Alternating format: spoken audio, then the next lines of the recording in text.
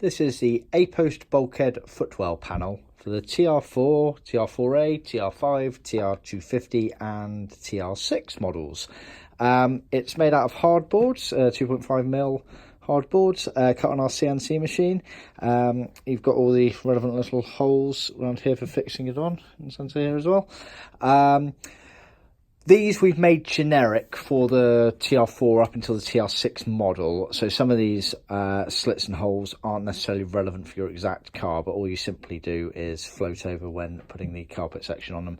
So they sit in the car, they're directly in front of the door panels on the vertical, so this would be the right hand side of the car, this would be the left hand side of the car, this being the front over here, and this being the top up here and the back here, so the door comes down here basically.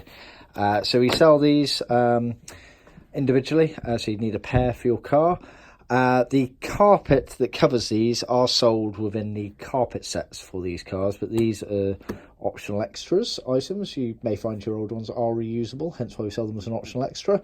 For an optional extra cost on top of your carpet sets, or just individually if you want, we can actually trim these up in carpet for you, either a nylon or a wool. With that, it's always worth keeping in mind, if it's just something you're buying on its own independently without the rest of the carpet set, is making sure we can colour match to your current carpet, which is quite hard with carpets due to the dyeing process, and also it's not just the colour with carpets, it's the way the pile is made, etc. So often matching carpets is hard, so we always recommend you get a full set.